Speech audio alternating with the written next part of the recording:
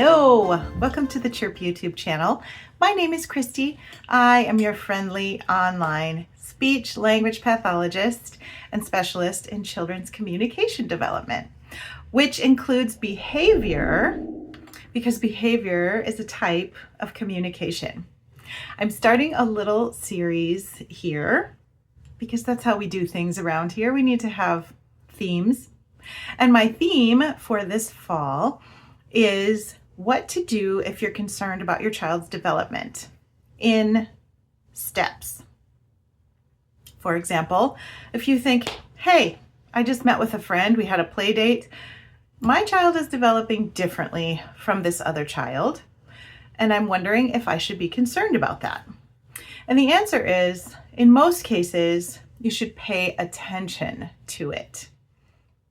In this video, I'm just going to talk about the first developmental capacity, and in later videos, I will talk about the further developmental capacities and how we can help kids move from one to the next.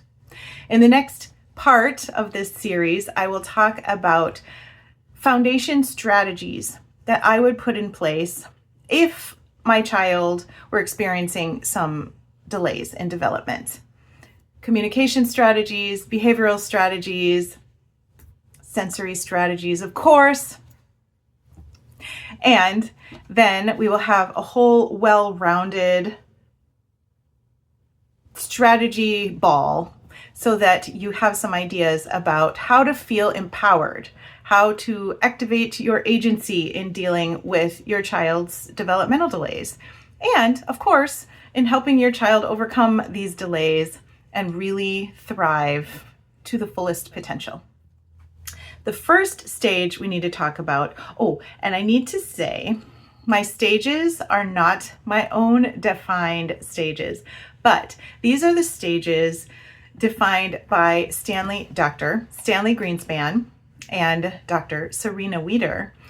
They were the developers of the DIR floor time model, and I prefer their model over any other model that I have learned about or investigated, simply because I think it offers the most value in helping kids with their development. And they divide early child development. We're talking about birth through about 5 years of age.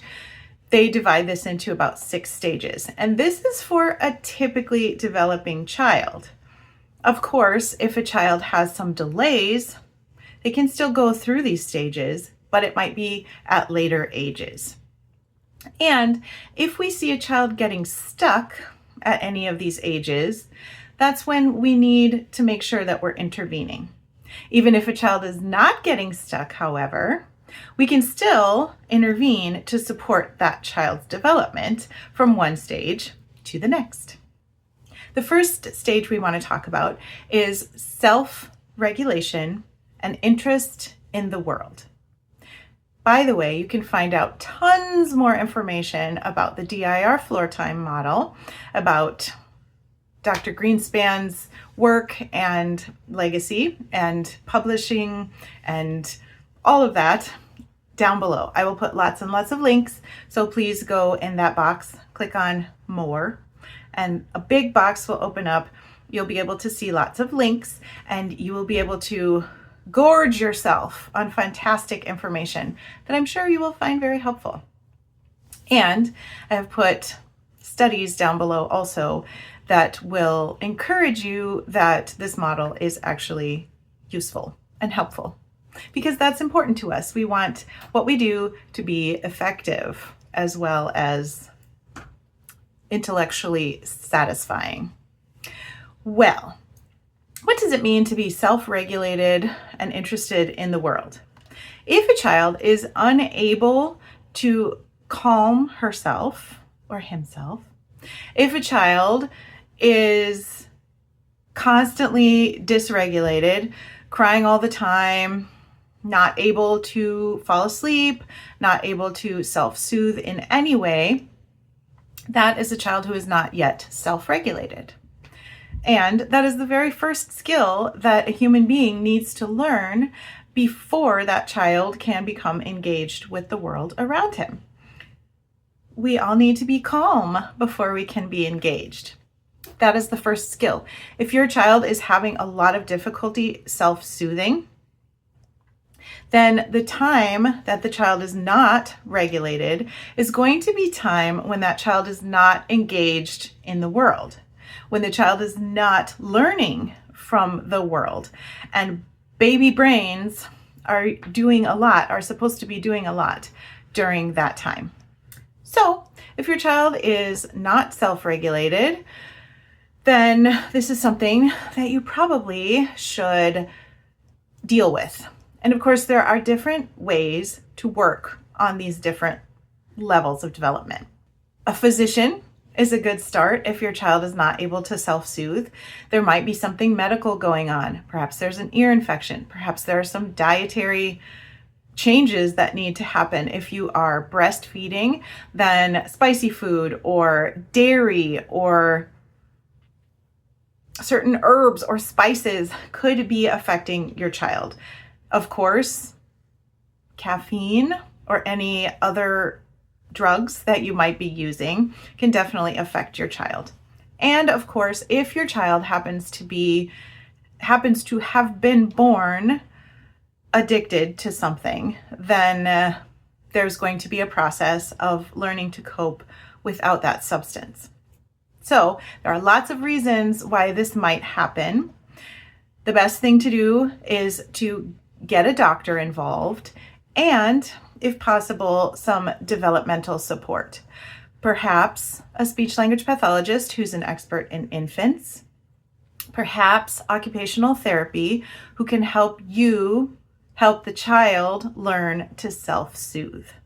And of course, lots and lots and lots of personal time where you calm the child in ways that are helpful, in ways that you discover the child enjoys, such as walking in the basket, rocking, singing songs, doing little dances, maybe light stroking, brushing, swaddling, all of the things we do with babies all the time that help them soothe.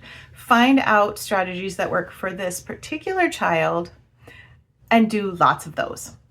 As far as interest in the world, this is part of the first developmental capacity, but it is a step beyond self-regulation.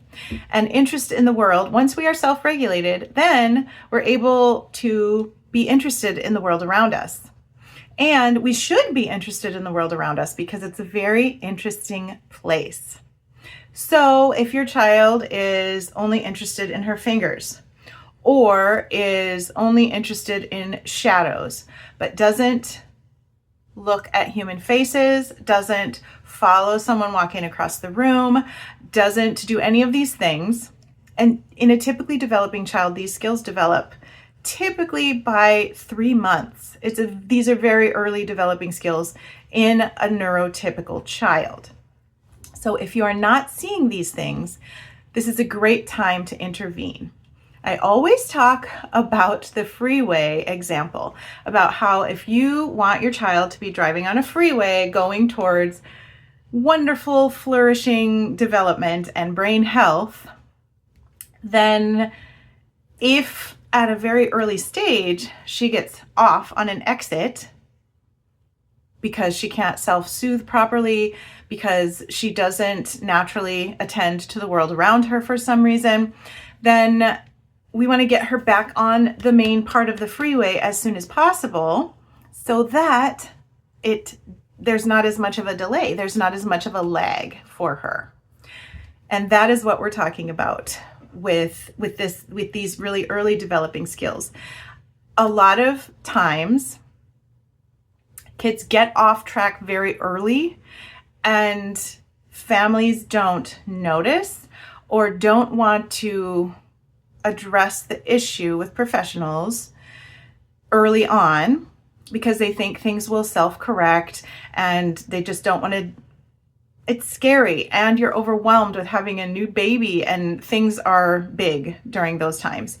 However, if we address things early on, we're much less likely to have the same kind of delay as if we wait 2 years or 5 years or 10 years. So don't wait if you see a problem in these areas. Thank you for watching this video today. I'm excited about this new series. This is a model that I'm very passionate about.